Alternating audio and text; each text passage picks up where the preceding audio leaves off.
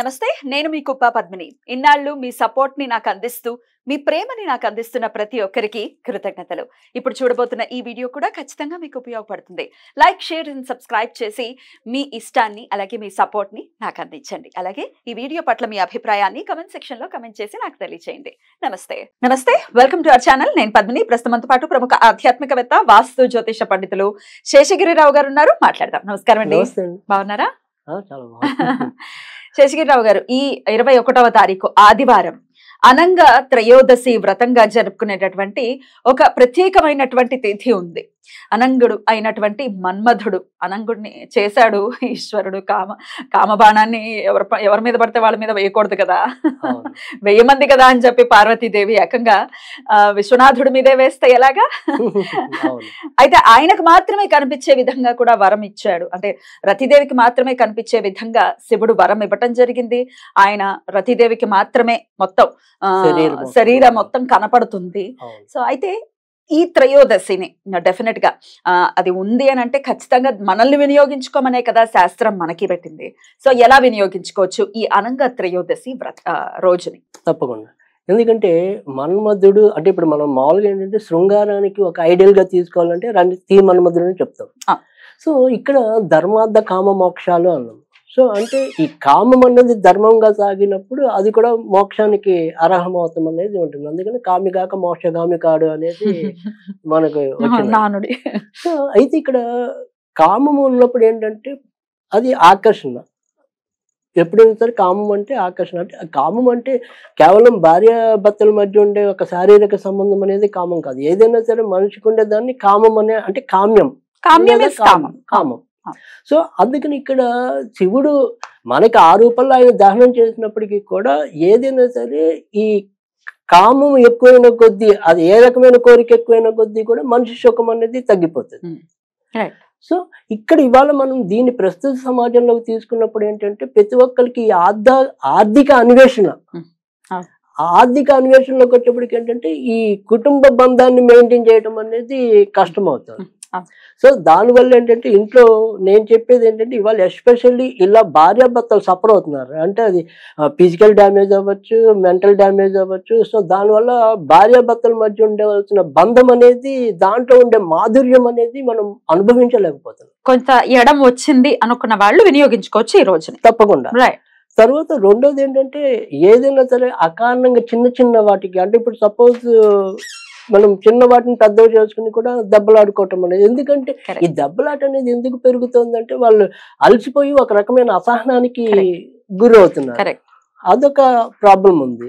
తర్వాత రెండోది వచ్చేప్పటికి ఏంటంటే ఏదైనా సరే విడాకులు తీసుకోవాలనుకున్నప్పుడు కొన్నిసార్లు ఇద్దరికి పూర్తిగా ఇష్టం ఉండదు, మ్యూచువల్ గా ఉండదు.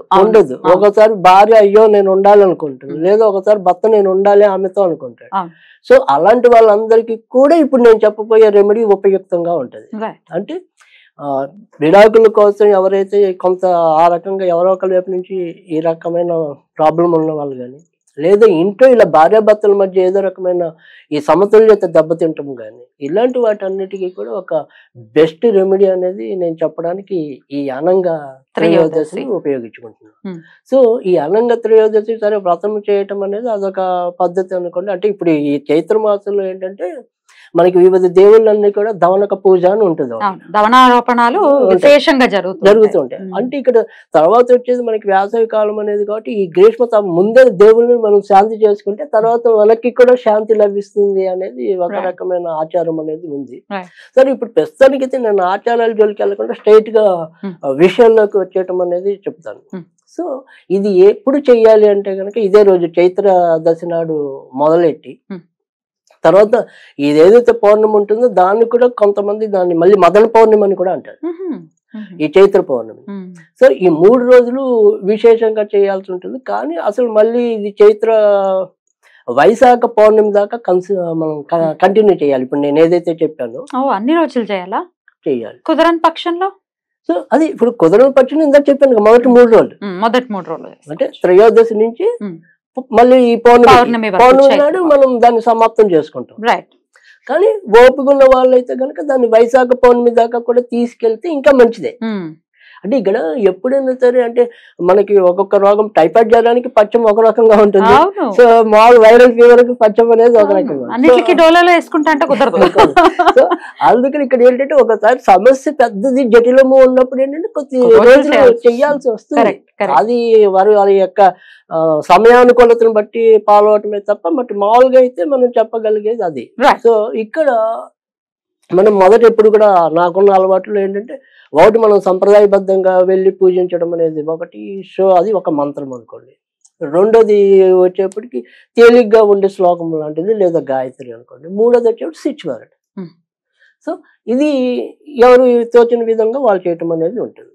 సో ఇక్కడ ఇప్పుడు నేను చెప్పేది ఫస్ట్ అయితే సంప్రదాయంగా అది బీజాక్షరంతో కూడి ఉన్నది. సో క్లీం కామదేవాయ హీం రతీదేవ్య నమః, క్లీం కామదేవాయ హీం రతీదేవ్య నమః. అది రోజుకి 108 సార్లు చదవాలి, 3 రోజులు. త్రయోదశి, చతుర్దశి, పౌర్ణమి. పౌర్ణమి నాడు మనం సమాప్తం చేస్తాం, 3 రోజులు చేస్తాం. సో ఈ పౌర్ణమి నాడు మనం సమాప్తం చేసేప్పుడు మన ఇంట్లో సరే ఇక్కడ శివుడు పార్వతి అయినా సరే ఏదైనా సరే ఒక జంట ఫోటోకి రతి మన్మధులే ఉండాలని లేదు కదా, జనరల్ గా ఎవరింట్లో రతి మన్మధులు అయితే పెట్టుకో. సో అందుకని ఎవరైనా సరే జంట, శివపార్వతులు అవ్వచ్చు, సీతారాములు అవ్వచ్చు, రాధాకృష్ణులు అవ్వచ్చు. సో ఒక జంట, ఆ జంటకి దొరికితే చెరుకుగడ్డ ముక్కలు నివేదన చేయాలి, లేదంటే చెరుకు రసం అంటే ఎక్కడ పడితే అక్కడ దొరుకుతుంది. సో చెరుకు రసమైనా నివేదన చేసి సమాప్తం చేసుకోవటమే. 3వ రోజు, అది 3వ రోజు పౌర్ణమి 3వ రోజు. సో ఫస్ట్ అయితే ఇది మంత్రం. అయితే సరే ఈ మంత్రం రాకుండా తేలిగ్గా అవ్వాలి అనుకుంటే గనక విరివాసాయ విద్మహే, విరివాసాయ విద్మహే కామదేవాయ ధీమహి తన్నో అనంగా ప్రచోదయాత్ గాయత్రి. సో అది ఎవరైనా చేసుకోవచ్చండి. అంతేగా గాయత్రి అంటే ఇప్పుడు బీజాక్షరాలు అన్నవి ఏంటంటే గురుముఖత రావాలనేది కొంతమందికి కొంత భయం ఉంటది. సరే ఇవాళ మనమే ఇప్పుడు వాళ్ళ గురువు అనుకోవటం, వాళ్ళ ఆకలి శిష్యులు అనుకోవటం చేసుకోవడమే. సో అందుకని ఇక్కడ మనం బీజాక్షరంతో కూడా ఇచ్చినప్పటికీ కూడా వాళ్ళు భయపడక్కల్లా, మనది మన ముఖంగా వాళ్ళకి వస్తున్నట్టే. గాయత్రి మరి ఆడవాళ్ళు చేయొచ్చా అనేది ఇప్పుడు ఆడవాళ్ళు మగవాళ్ళు అసలు నిజానికి ఏంటంటే ఒరిజినల్ గాయత్రి మంత్రాన్ని ఏంటంటే సరే ఆడవాళ్ళు పఠించవచ్చు, దానికి సంబంధించిన అది ఒక సబ్జెక్ట్ అనుకోండి. బట్ కానీ ఎలాంటి ఆక్షేపణ లేదు, ఇప్పుడు మీరు చెప్పింది చేయొచ్చు. అది ఈ రెండు మామూలుగా. ఇక అన్ని కులాల వాళ్ళకి కానీ దేవుడు అంటే నమ్మకం ఉన్న నమ్మకం లేని వాళ్ళకి కానీ లేదా దేవుడి పూజలతో పెద్ద ఇష్టం లేని వాళ్ళు అందరికీ తేలిగ్గా పనికొచ్చేది అంతే గనక జాస్మిన్.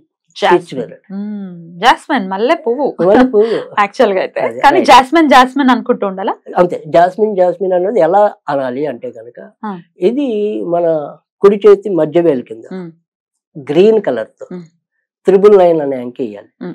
ఇక్కడ 999 లేదు కుడి చేతి మీద రాయటం రాకపోతే ఎడం చేతి మీద, అదే ఎడం చేతి మీద. సో ఏదైనా సరే మిడిల్ ఫింగర్ మధ్య వేలు అక్కడ గ్రీన్ కలర్ తో 3 9లు వేయాలి. 999 వేసి అది రోజుకి 2 నిమిషాలు లేదా 3 నిమిషాలు ఈ పౌర్ణమి అది మన 3 రోజులు కూడా. కాకపోతే నేను ఇందాకే చెప్పాను వాళ్ళకి ఇష్టమైతే కనుక దాన్ని ఆ వైశాఖ పౌర్ణమి దాకా తీసుకెళ్ళచ్చు. జాస్మిన్ అనేది దానికి సంఖ్య ఏమీ లేదు, కనీసం 2 నిమిషాలు లేదా 3 నిమిషాలు ఇలా పఠించడం వల్ల చాలా ఫిజికల్ ఆర్ మెంటల్ ఎలాంటి రిలేషన్షిప్ అయినా కూడా బాగా డెవలప్మెంట్ అవ్వటం అనేది ఉంటుంది. తర్వాత కొంతమందికి ఏంటంటే ఈ సెక్సువల్ డిజార్డర్స్ కూడా ఉంటాయి. అంటే వాళ్ళకి కావాల్సినంత అక్కడ ఆకర్షణ లేకపోవటం, ఒకళ్ళతో సంబంధం లేకుండా ఉండటం, ఇలాంటివి ఏవైనా కూడా ఈ జాస్మిన్ అనే వర్డ్ అనేది చాలా వాళ్ళకి ఉపయుక్తంగా ఉంటుంది. అంటే ఇందాక నేను చెప్పి ఈ బీజాక్షరాలు ఇలాంటి వాటికన్నా కూడా ఇది ఎక్కువ వాళ్ళు ఉండే పవర్ఫుల్, స్ట్రెస్నెస్ ని తీసేస్తుంది. సో దానివల్ల ఏంటంటే జీవితకాలం కూడా వాళ్ళు ఎక్కువ సుఖం అనేది పొందడానికి కూడా అవకాశం అయితే ఎక్కువ ఉంటుంది. రైట్, జాస్మిన్ అనుకుంటూ ఉండాలి.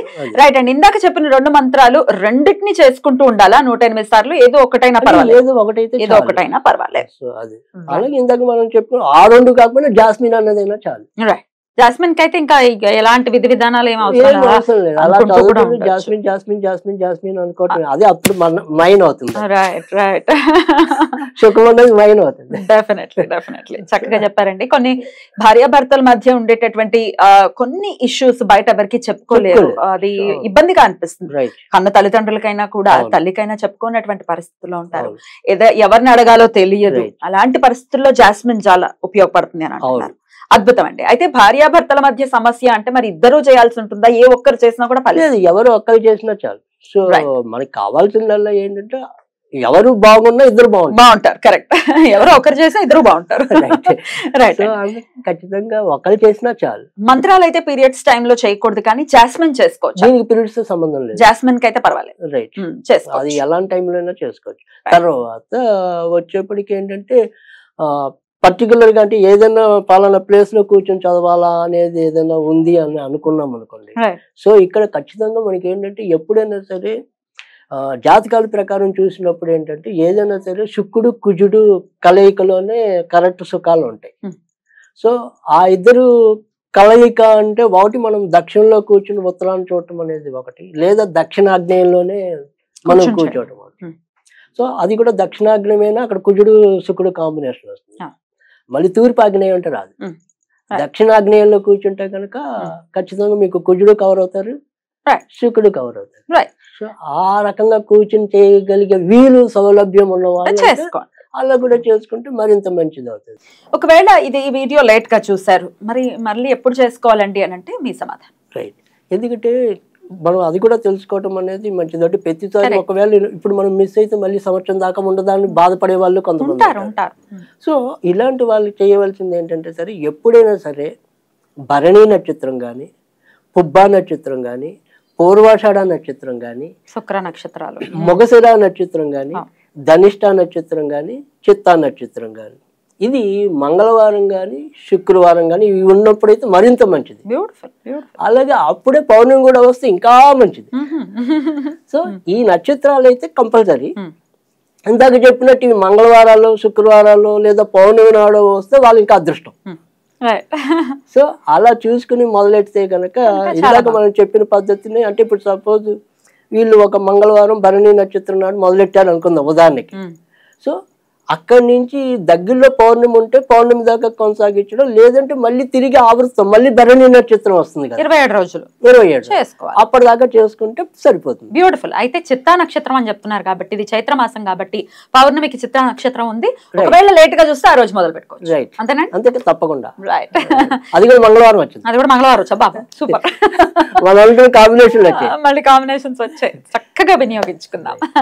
బ్యూటిఫుల్ అండి. అనంగ త్రయోదశి రోజుని ఎలా వినియోగించుకోవచ్చు అనేది చాలా అద్భుతంగా మాకు వివరించారు. కృతజ్ఞతలండి. నమస్కారం.